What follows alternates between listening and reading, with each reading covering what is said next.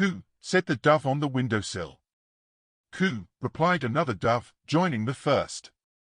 "Shut up," said the human, crossly, as he stopped to trim his quill pen.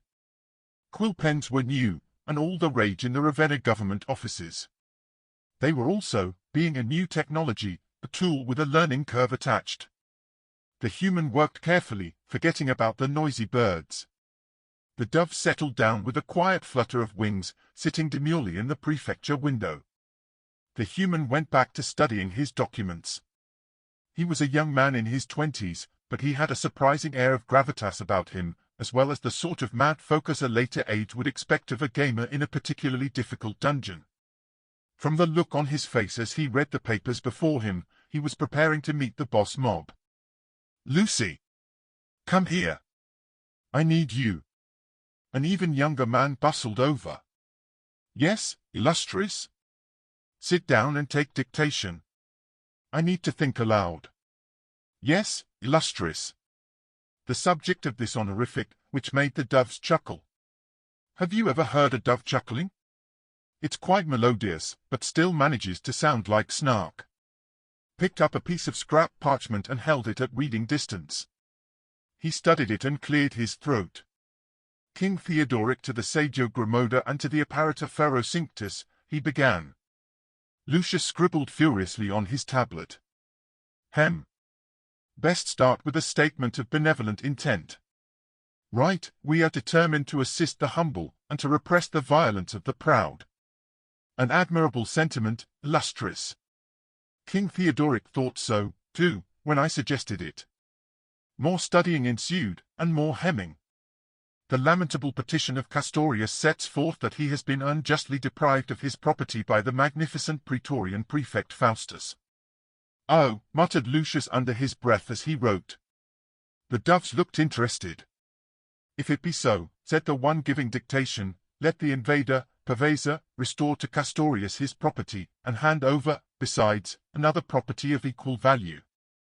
Sounds fair, said Lucius, then, realizing he had spoken aloud, excused himself. I'm sorry, illustrious. I am sure these are the king's wise words. Not exactly, said the other, dryly. But they will be when we've written this letter. One of the doves distinctly tittered. Lucius wrote down, as dictated. If Faustus have employed any intermediate person in the act of violence, let him be brought to us in chains, and if that well-known author of ill, he means Faustus, but don't say that, tries any further to injure Castorius, he shall pay 2,000 librae, besides having the misery of seeing his would-be victim unharmed. Lucius raised his head. Sir? What exactly did the patricius say? He said, if that son of a whore thinks he can go around bullying people, he'll find he has bitten off more than he can chew. I know his type, he who has gold and he who has a devil can neither of them hide what they have got. Lucius nodded. True. But perhaps a bit too pithy for official correspondence. I mean, just in case the emperor sees it. And with no powers of any kind, be they Praetorian prefects or what they may, shall be permitted to trample on the lowly. That should make things clear, while being diplomatic. I understand Faustus is a member of the Green Party. That is what I hear, illustrious. Well, perhaps he can get to Byzantium in time to see his team race. At Lucius's quizzical look, he added, take another letter. Lucius picked up a different tablet, just to be on the safe side, and poised his stylus expectantly. King Theodoric to Faustus, ver illustrious. Oh. The doves gurgled agreement. The official gave them a suspicious look. As all men require change, Faustus is allowed to absent himself from the sacred walls of Rome for 4 months, which he may spend at his own Penates. The king expects, however, that he will then return to the most famous, say that, opinatissima, the Romans are touchy, city, from which no Roman senator can long be absent without grief. So Faustus is being packed off on administrative leave.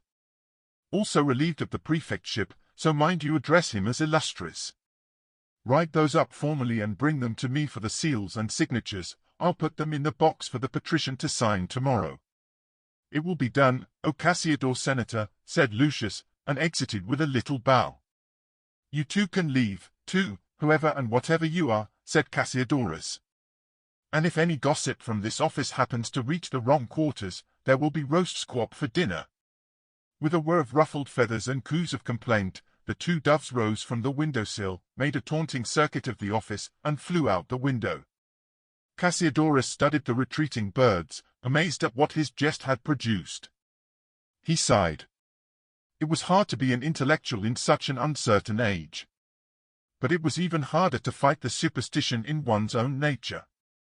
On his way home, he stopped at the church, the Orthodox one, of course, and said prayers, donating generously.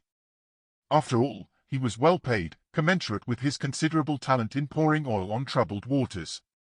But when he reached the door of his house, he touched the lintel, turned around 3 times, clockwise, and spit into the bushes. Just in case. On a Ravenna beach, Rodu lay back on warm sand and sighed. He called us squab. I should go back there tonight and... Demetrius laughed. Don't you dare. He's a bright fellow. And Theodoric needs him. The Goth patrician is big on civilities, but he lacks the vocabulary to get his point across. Cassiodorus is his head speechwriter. He looked at Rodu solemnly. The best times in history owe a lot to good speechwriting. So paws, claws, and fins off. You got it, bro. Let's go for a swim. I can still taste the iron and tannin in all that ink. Soon 2 merry dolphins could be seen cavorting offshore. When they saw waving children, they performed backflips,